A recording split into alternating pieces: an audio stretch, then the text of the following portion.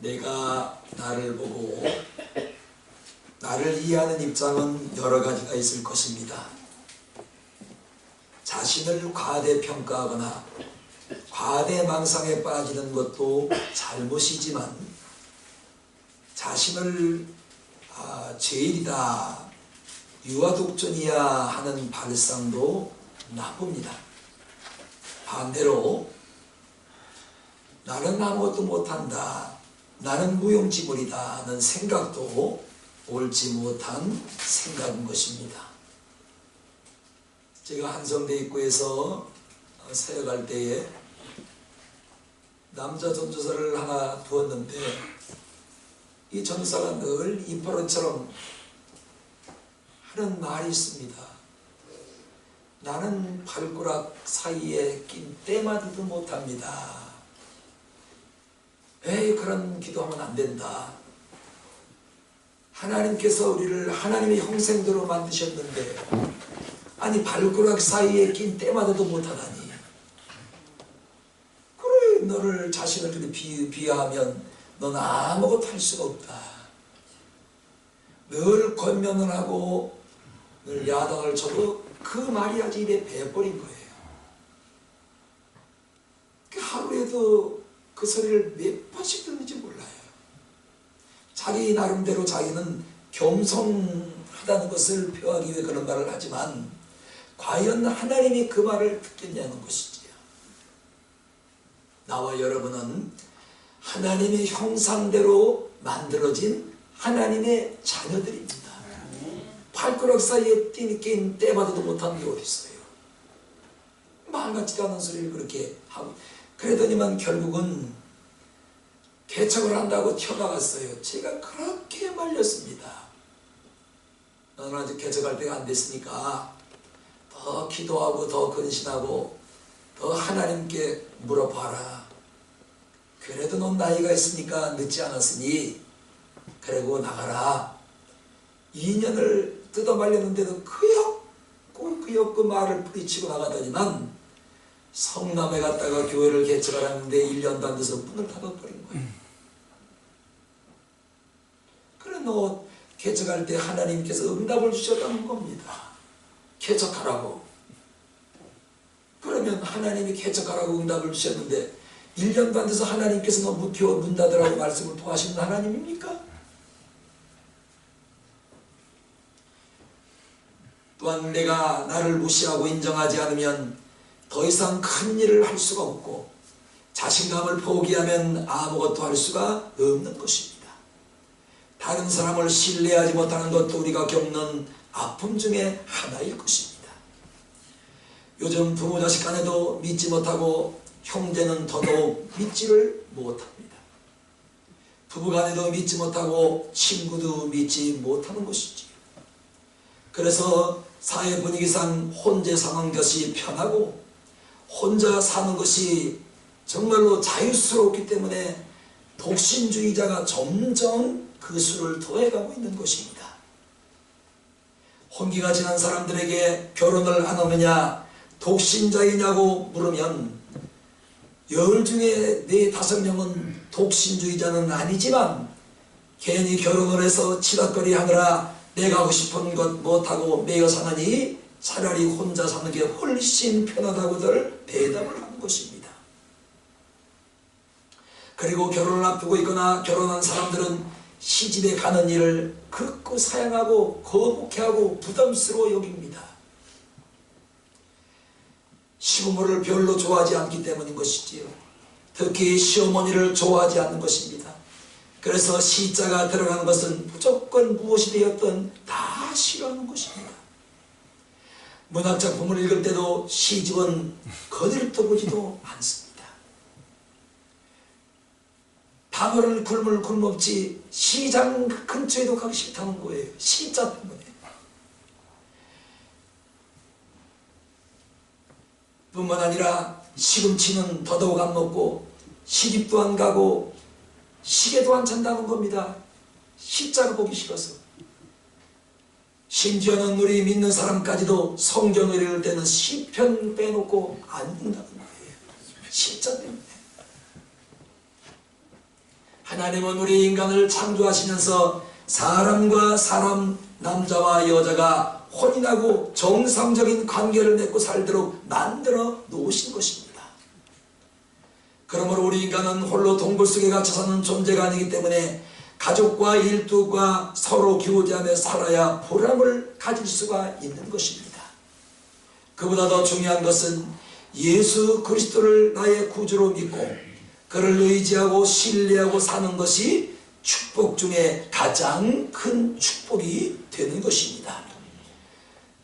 뿐만 아니라 왜냐하면 예수를 믿고 살면 믿으면 살지만 성경은 분명히 말씀하기를 안 믿으면 죽기 때문이요. 예수님과 교제하면 영혼이 잘되고 범사가 잘되고 인생이 행복해지기 때문에 주님을 멀리하면 영혼이 불행해지지만 주님을 가까이 하면 영혼이 복을 받는 것입니다. 본문은 앞을 못 보는 맹인이 예수님을 만나고 변화되는 모습을 설명을 하고 있는 것입니다. 그는 태어날 때부터 앞을 못 보는 선천성 맹인이었습니다. 왜 맹인으로 태어났는지 그의 이름은 무엇인지 그것은 그래 중요하지 않습니다. 중요한 것은 그가 맹인이었다가 예수님을 만난 후 눈을 뜨고 보고 치유받고 또한 정상적인 사람이 되었다는 것이 중요한 것이지 그의 과거가 무엇이 그래 중요하겠습니까? 예나 지금이나 의학적으로 날 때부터 맹인된 사람을 고치는 것은 불가능합니다. 그래서 본문 32절에도 말씀하기를 창세 이후로 소경으로 난 자의 눈을 뜨게 하였다을 듣지 못하였다고 기록을 한 것입니다. 이 말의 뜻은 반대로 여기면 됩니다.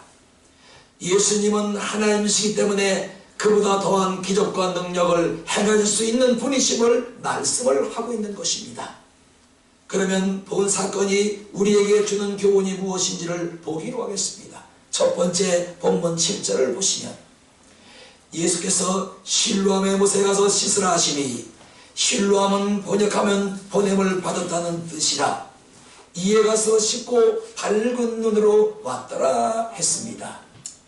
본문 11절부터 15절까지 눈을 고침받은 자가 예수님에 대하여 증거하는 대목이 기록되어 있습니다. 11절 예수라는 그 사람이 진흙을 이겨 내 눈에 바르고 나더러 실로암에 가서 씻으라 하기에 가서 씻었더니 보게 되었노라. 15절 그 사람이 진흙을 내 눈에 바르매 내가 씻고 보나이다 한 것입니다. 그래서 예수님이 이 땅에 계실 때 하신 일을 마태복음 4장 23절에는 세 가지로 압축을 해놨습니다. 저희 회당에서 가르치시며 천국 복음을 전파하시며 모든 병든 것과 모든 약한 것들을 고치시니라.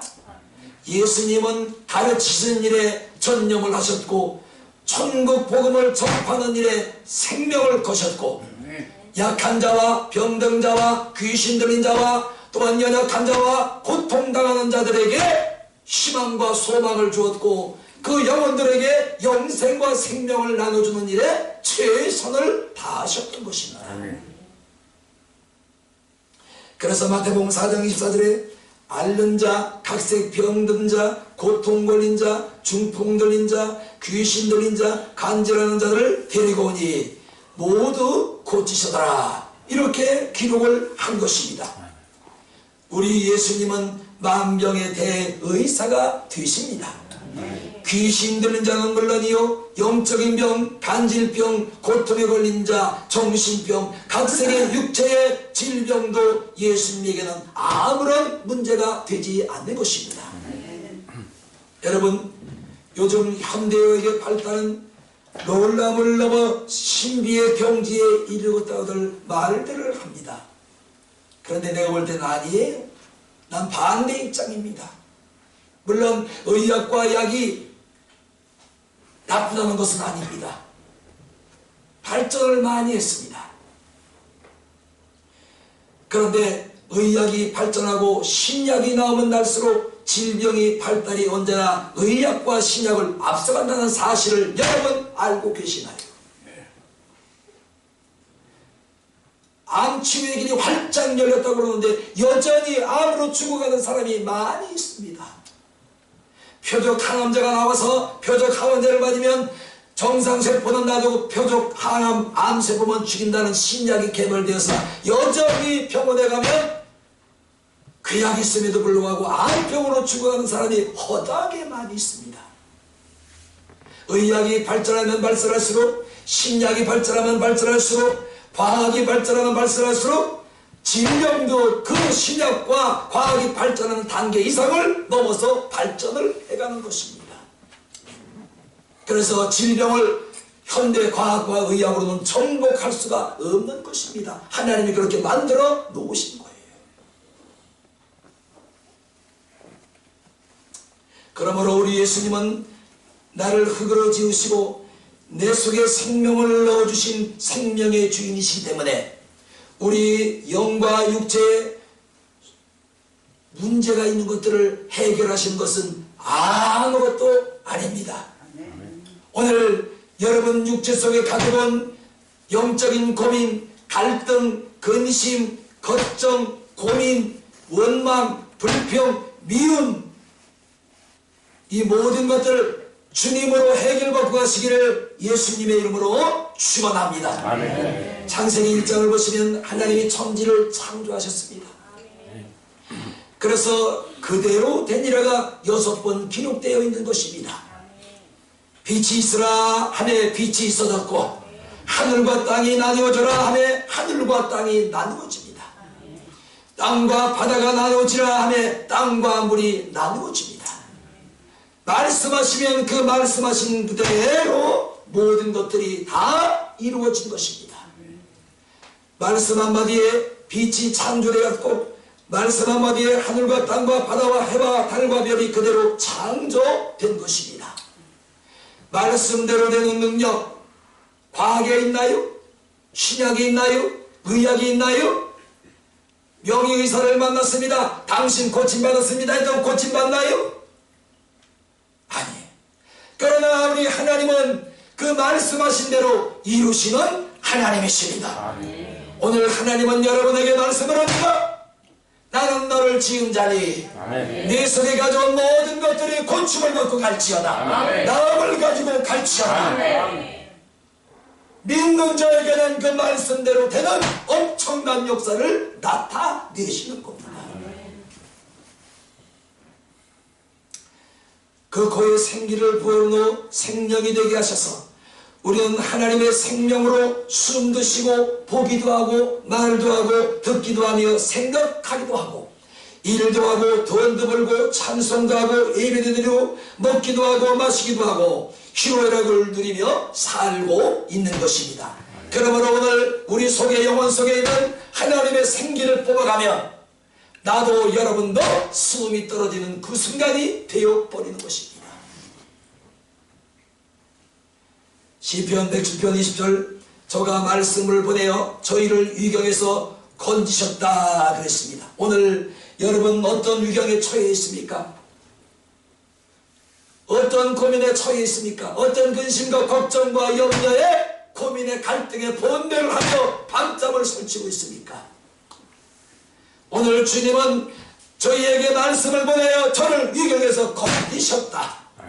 할렐루야. 아멘. 오늘 여러분이 겪고 있는 위경 반드시 그 위경에서 하나님이 말씀을 보내어 이 시간 여러분을 건지고 계시는 것입니다. 아멘.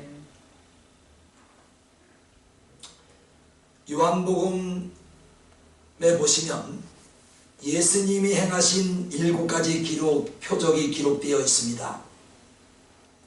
요한복음 2장 1절 11절은 예수님께서 가나안 혼인자리에 참석을 하셨는데 한참 잔치가 무르익어갈 무렵 포도주가 떨어집니다. 이때 마리아가 예수님에게 여쭙니다. 혼인집에 포도주가 떨어졌나이다. 예수께서 마리아에게 말씀하시기를 여자여 그게 나와 무슨 상관이 있나이까. 한마디로 거절을 해버리십니다. 그런데 마리아 믿음이 더 좋아요. 하인들에게 그렇게 예수님에게 면박을 당하고 한마디로 거절을 받았음에도 불구하고 마리아 믿음이 이 믿음이었습니다. 하인들에게 이르되 너희는 저가 무슨 말씀을 하든지 그대로 행하라. 아멘. 그러자 예수께서 하인들에게 명령을 하며 너희는 6 항아리가 있는데 그 항아리에 아구까지 맹물을 갖다가 채워라. 먹지도 말라, 따지지도 말라. 그리고 그 맹물을 퍼다가 주어라. 그랬더니 예수님 말씀대로 하인들이 맹물을 항아리에 갖다가 부었고 그 맹물을 퍼다가 하객들에게 퍼다주매 맛 좋은 포도주가 되었는데, 아멘. 이때 사람들이 이공성을 말합니다. 잔치집마다 처음에는 좋은 포도주를 내고 후에 술이 차면은 나쁜 포도주를 내거늘 이 집은 거꾸로 되었느니라. 뭘 말해주냐면 예수 믿기 전에 인생은 맹물 같은 인생이었지만 말씀으로 거듭나고 말씀으로 새로워진 인생은 거듭난 인생이 됨을 말씀을 하고 있는 것입니다. 여러분 예수 믿고 거듭나는 은혜가 있기를 주의 이름으로 축원합니다. 아멘. 예수 믿기 전에 맹물 같은 인생이었지만 예수만 믿고 난 이후에는 알찬 인생이 되어야 하는 것입니다. 아멘.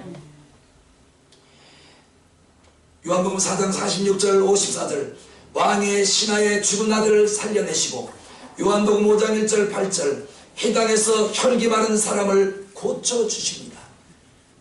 이날이 안식일인데 예수님이 앞에서 설교를 하고 계셨습니다. 그런데 거기에 한 손이 마른 한 여인이 와서 예배를 듣고 예수님 말씀을 듣고 있는 겁니다. 그 예수님 눈에 한쪽 팔이 빼싹 말라 가죽하고 뼈가 남아있는 여인을 발견하게 됩니다. 이때 예수님이 그 혈이 마른 여인을 일으켜 세우시고 말씀으로 그 여인에게 혈기 마른 것을 말씀으로 고치십니다.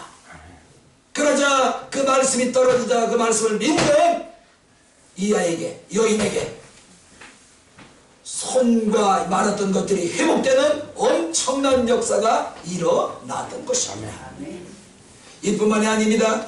요한복음 5장 5절 14절 베세다 광야에서 보리떡 5개와 물고기 2마리로 5,000명을 먹이시고 그리고 남은 조각을 거두어들이니 12강줄이가 차고 넘쳤다고 기록을 하고 있는 것입니다.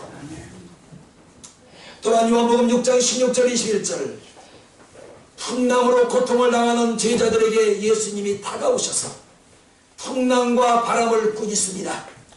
바람도 풍랑도 잠잠할지어다.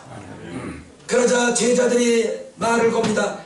과연 저가 누구기에 바람도 저 말씀에 순종을 하고 풍랑까지도 저 말씀에 순종을 하는고. 이때 예수님이 그들에게 말씀을 합니다. 믿음이 없는 자들아 너희는 이 광경을 보았으니 믿음이 없는 자가 되지 말고 믿음이 있는 자가 되라고 말씀을 하셨습니다. 그러면 오늘 본문입니다. 나면서 소경을 고치셨습니다. 그리고 요한복음 11장 1절 11절 죽었던 나사로 4일 만에 썩는 냄새가 나는 나사로를 무덤 입구를 열라고 명령하신 다음에 무덤을 향해서 예수님이 명령을 합니다. 나사로야 나오라. 죽은 지 사흘 돼서 썩어가던 냄새가 나던 나사로가 배로 몸을 돈이 채 걸어서 무덤 밖으로 나오는 것입니다. 그래서 요한복음 5장 25절에 이렇게 말씀을 했습니다. 진실로 너희에게 이르노니 죽은 자들이 하나님의 음성을 들을 때가 오나니 곧 이때라. 듣는 자는 살리라.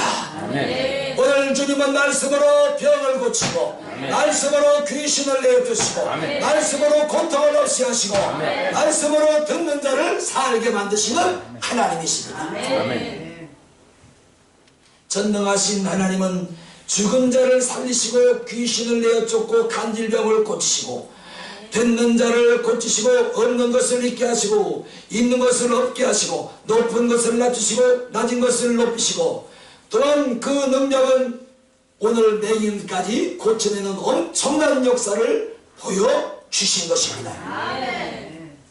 출애굽기 15장 26절 가라사대 너희가 너희 하나님 나 여호와의 말을 청종하고 나의 보기에 의의를 행하며 내 계명의 귀를 기울이면 내가 애굽 사람에게 내린 모든 질병이 하나도 너희에게 내리지 아니하리니 나는 너희를 치유하는 여호와이심이니라. 아멘. 나는 너희를 고치는 여호와이심이니라. 나는 너희를 고치시는 여호와이심이니라. 오늘 여러분 가지고 나온 모든 마음의 짐과 모든 육체의 질병과 모든 영적인 질병과 모든 가정의 문제들과 삶의 문제들이 고침받고 가는 시간 되기를 예수님의 이름으로 축원합니다. 나는 너희를 치유하는 여호와임이니라. 아멘. 두 번째 본문 6절을 보시면 예수님은 땅에 침을 뱉어 진으로 이겨서 그 눈에 바르셨습니다. 예수님이 소경에 가신 방법은 원시적인 방법이고 또한 위생적이지 않습니다. 여러분 가만히 보세요. 여러분 어디가 아프다고 하는데 제가 땅에 가서 침을 뱉어가지고 침으로 그걸 이겨서 여러분 아픈 거에 떡 붙여주는 겁니다. 아이고 더러워라. 이게 무슨 이게 뭐 위생적이지도 않고 원시적. 아이고 이걸 아유 더러워라. 이게 중요한 게 여기 있어요. 예수님이 이렇게 했음에도 불구하고 오늘 내린되었던 이 사람은 이런 방구에 토도 달지 않고 점도 하지 않습니다. 아멘. 그래서 7절 실로암에 가서 씻으라 하시네 맹인이에 가서 씻고 밝은 눈으로 돌아왔더라. 아멘. 실로암은 연못인데요. 길이가 한 19m 정도 그 당시의 길로 그리고 넓이는 한 6m 정도 되는 곳으로 알려져 있습니다. 그 당시 그 작은 연못이죠. 앞을 못 보는 소경이 찾아가기엔 가까운 거리도 평탄한 길도 연못에 내려가는 일도 쉬운 일이 아니었습니다. 우리가 꼭 여기서 알아야 할 것이 있습니다. 예수님은 소경을 그 자리에 세워놓으시고 그 자리에서 말씀으로도 얼마든지 소경을 고칠 수가 있었던 것입니다. 그런데 우리 예수님은 무엇 때문에 이를 복잡하게 만드시고 얽히고 설키게 만들어서 복잡하게 소경의 눈에 흙을 묻혀주고 너는 실로암까지 가라 갔다가 오지 말고 연못으로 내려가라 내려가서 씻고 오너라고 말씀을 하셨을까요? 이 복잡한데 눈도 못 보는 사람을 왜 멀리까지 가라고 하셨으며 왜 먼 걸음을 가게 하셨으며 연못까지 왜 가게 하셨으며 연못에 내려가서 왜 씻으라고 복잡한 일을 일부러 만드셨습니까?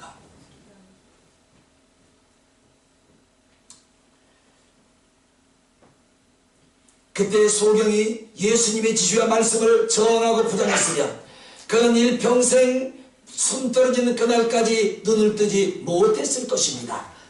사랑하는 여러분, 하나님이 하시는 말씀을 그때나 받아들이면 지금도 받아들이면 좋은 일이 있습니다. 아멘. 제가 늘 강조하는 겁니다. 여러분 새벽에 나오세요. 새벽에 기도하면 좋은 일이 있습니다. 하나님의 음성을 들을 수가 있고 새벽에 도우신 하나님을 만날 수가 있다고 늘 쳐. 나는 피곤해요. 나는 힘들어요. 나 넘어지면 어떻게 해요.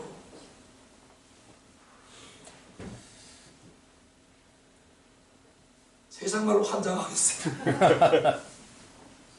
분명히 그런 것들을 다 뿌리치고 오늘 소경처럼 토나 이웃하려고 나오면 하나님이 잡아주실 텐데. 아멘.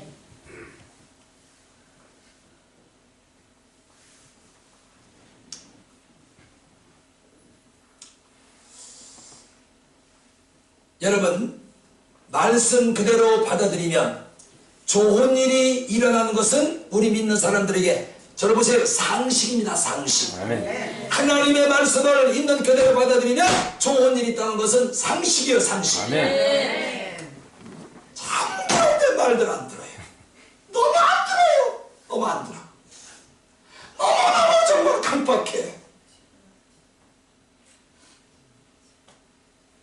아마 그 시간에 뭐 축구 결승전을 한다든가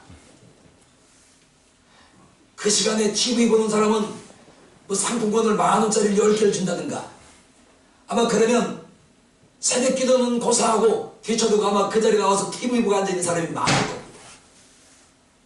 과연 하나님의 말씀이 상품권보다 못한가요? 과연 하나님 말씀이 여러분 이 세상에 여러분이 추가하자는 것보다 못한가요? 그렇지 않아요. 있는 그대로를 받아들이고 있는 그대로를 믿고 있는 그대로 순종하면 좋은 일이 일어나는 것은 우리 믿는 자들에게 상식입니다. 상식. 아멘. 이 상식을 우리 미련을 하지 않는 거예요. 아멘. 아멘.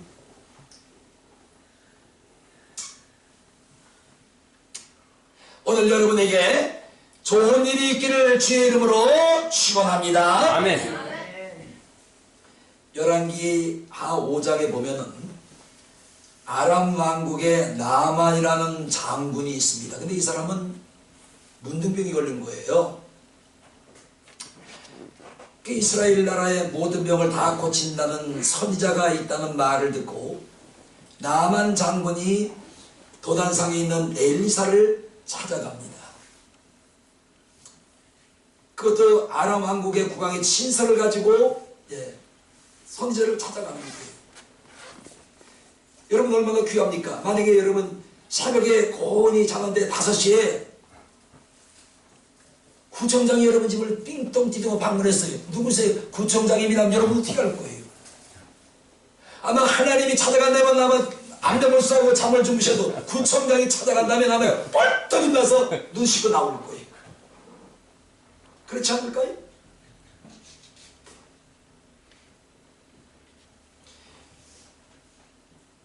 그런데 엘리사의 처방은 신곡기 이를 데가 없었습니다. 그것도 자신이 직접 나오지 않았어요. 자신의 하인을 시켜서 엘리사가 소식을 전달합니다. 요단강에서 몸을 7번 씻으라. 그게 전부였습니다. 나아만으로서는 기분이 나빴습니다. 그래도 자신이 한 나라의 국방 장관이요 장군인데 한 번 나와보지도 않고 엘리사가 마중도 나오고 두 손으로 만져주고 비방약을 발라주고 투표약을 처방해 줄도 바랐던 것입니다. 그런데 그는 화가 치밀었고 자존심이 몹시 상했습니다. 그래서 같이 온 하인과 함께 얘기를 합니다. 돌아가자. 우리 아람 나라에는 요단강보다도 큰 강이 있고 깨끗한 강이 있으니 거기 가서 몸을 씻으면 더 좋을 거다. 그러면 자존심이 상해서 돌아가는 그 길에 옆에 사람을 잘 둬야 됩니다. 응? 여러분 주변을 가만히 보세요. 여러분과 가장 친밀하게 지내는 사람이 어떤 사람들인지, 영적인 사람인지 믿음의 사람인지 주를 믿는 사람인지 세상을 동정하며 세상을 먹고 마시며 놀기를 좋아하는 사람들인지 이를 한번 분별해 보세요. 여러분 주변에 포진해 있는 사람들, 가까이 한 사람들이 어떤 사람들인지. 이때 하인이 말합니다. 장군님 말도 옳습니다. 맞아요. 그런데 그 하나님의 선지자가 한 말을 받아들이고 그대로 해서 안 된 일이 없답니다. 믿져야 본전이잖아요. 그러니 요단강으로 갑시다. 그리고 7번 몸을 담고 봅시다. 그러자 나아만 장군이 하인의 말을 청취하고 받아들입니다. 그래 가보자. 믿져야 본전이다. 그래서 옷을 벗고 요단강으로 들어갑니다. 한 번 들어가고 4번 들어가고 6번을 들어가도 몸은 여전히 문둥병으로 있는 것입니다. 그런데 마지막 한 번 7번째 몸을 담그고 나오니 성경은 기록하기를 어린아이 피모와 같이 여상하여 졌더라. 네. 사랑하는 여러분, 순종이 약입니다. 네. 순종이 명약입니다. 네. 순종이 축복입니다. 네. 순종하시기를 예수의 이름으로 축원합니다. 아멘. 순종. 좀 새벽에 좀 나왔으면 좋겠어요. 진짜로. 그거 새벽잠 못 떨쳐버리나요?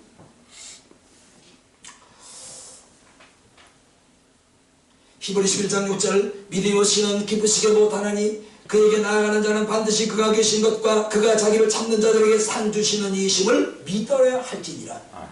사무엘서 5장 22절 사무엘이 가로되 여호와께서 번제와 다른 제사를 그 목소리 순종함같이 좋아하신 같이 좋아하시겠나이까. 순종이 제사보다 낫고 듣는 것이 수양의 기름보다 나으니라. 아멘. 여러분, 내가 말씀에 순종하는 것이 하나님 앞에 나와서 예배 드리는 것보다 낫다는 거예요. 물론 예배도 드려야 되지만 순종함이 제사보다 나으니라. 아멘. 두 눈에 진흙을 바른 채 실로암으로 가서 씻고라는 주님 말씀에 보이지도 않는 눈으로 어떻게 실로암까지 가느냐며 이 핑계 저 핑계를 이유를 댔다면, 그리고 실로암에 가지 않았다면, 그래도 억지로 실로암까지 가서라도 연못에 내려가서 눈을 씻지 않았다면 이 사람은 죽을 때까지 장님으로 살다가 장님으로 생을 나가내고 말았을 것입니다.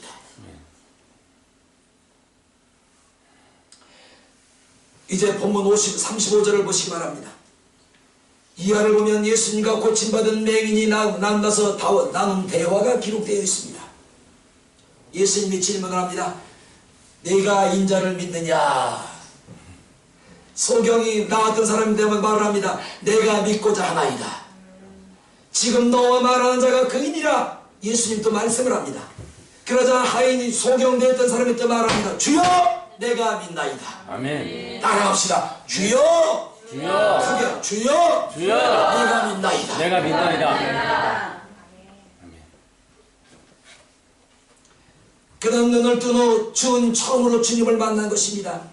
예수님은 그 사람에 비해서 내가 믿습니다는 말이 나오도록 유도하셨고, 아무리 두 눈을 뜨고 밝게 보일지라도 예수를 믿어야 나좀 모셔봐요 구원을 얻을 수 있기 때문에 그 입에서 내가 주를 믿는다는 고백이 나오도록 예수님이 그를 인도하셨던 겁니다. 아멘. 눈만 뜨면 뭐예요? 죽어지면 그만이지.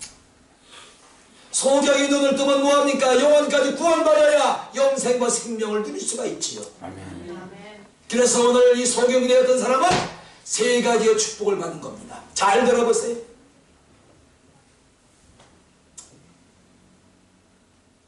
소경이 눈을 뜨는 건 뭐예요?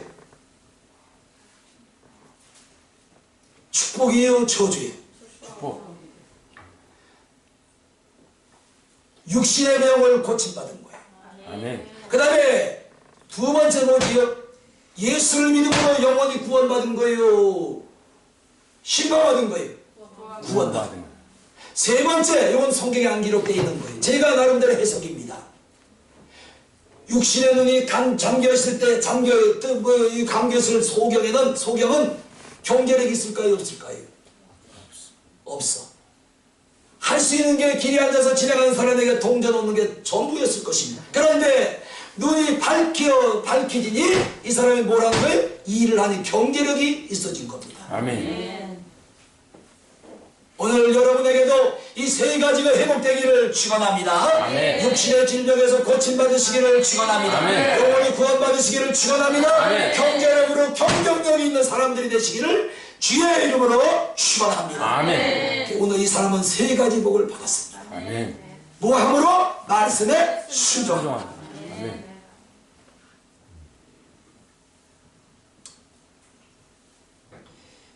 옛날에 이 나라에 걱정이 태산같이 많은 사람이 살았습니다. 이 사람은 언제 하늘이 무너질런지, 언제 땅이 꺼질런지, 언제 집이 무너질까, 언제 태풍이 올지 하루 종일 365일 걱정만 하느라 밤도 잠을 이루지 못하고 신경쇠약으로 살다가 죽고 맙니다. 그 사람을 두고 기울은 말이 생겨난 것입니다. 제가 9시에도 아까 방금 말씀을 드렸습니다만 저도요, 이 죽음에 대한 공포가 얼마나 두려웠으면 예수 믿기 전에 밤새 둔나가지고 고민을 하는 겁니다. 만약에 전쟁이 나면 이대로 죽겠지. 마음이 몫이 막 고민이 막 넘치고 갈등이 막 오는 거예요. 이대로 전쟁이 나와서 자는데 폭탄이 와서 떨어지면 나는 이 자리에 죽겠지. 그래 밤새 그 고민이 되면 잠을 못 자는, 그러면서 기발한 생각이 나는 아이디어가 나오는 거예요. 만약에 북한에서 미사일을 쏘고 폭탄을 떨어뜨려도 그것을 막아줄 수 있는 지붕이 있다면 얼마나 좋을까. 나는 살 텐데.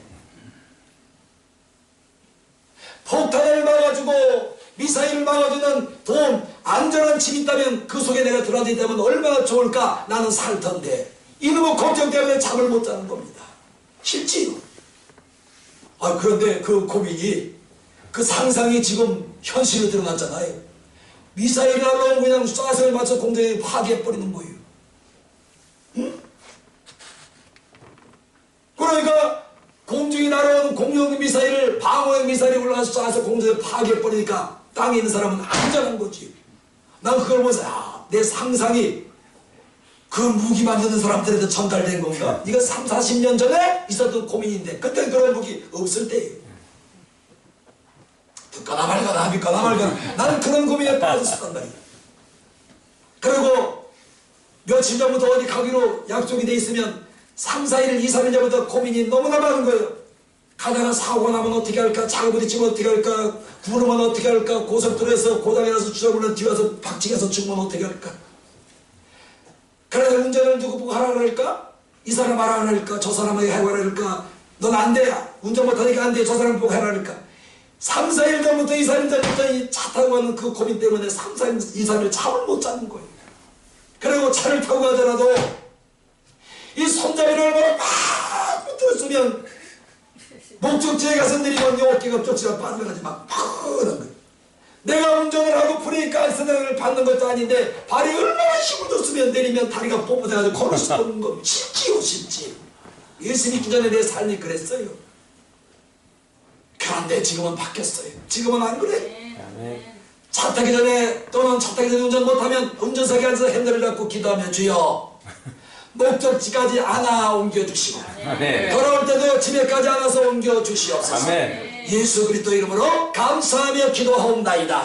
그러면 그 기도대로 하나님이 안아주시고 안아 올리시고 지금 이렇게 바뀌었어요. 요한복음 14장 1절 너희는 마음에 근심하지 말라. 하나님을 믿으니 또 나를 믿으라. 베드로전서 5장 7절 너희 염려를 주께 맡겨버리라. 이는 저가 너희를 권고하시니라. 마가복음 9장 23절 할 수 있거든. 이 무슨 말이냐? 믿는 자에게는 능치 못할 일이 없느니라. 뭔 근심이 있나요? 어떤 염려가 있습니까? 어떤 갈등과 고민과 번뇌가 있나요? 고민하지 마세요. 하나님 앞에 기도하면서 맡겨드리면 여러분의 믿음대로 하나님께서 반드시 반듯하게 만들어 놓으시리라 믿습니다. 그래서 믿는 자에게는 능치 못할 일이 없느니라.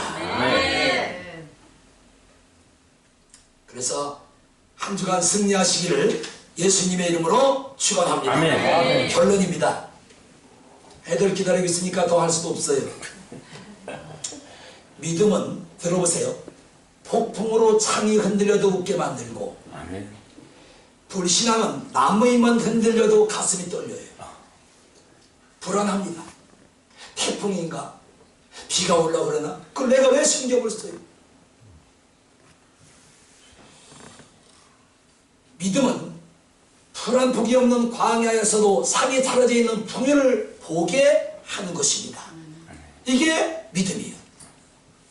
불신앙은 그 영혼을 굶어 죽게 만드는 지름길이 됩니다.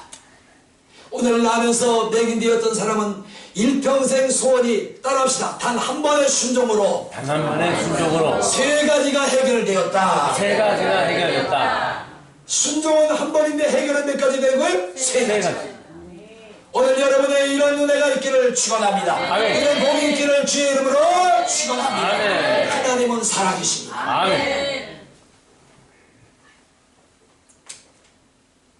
그만합시다. 전도사님 자꾸 뒤에서 눈치 주는데 그만. 기도하겠습니다.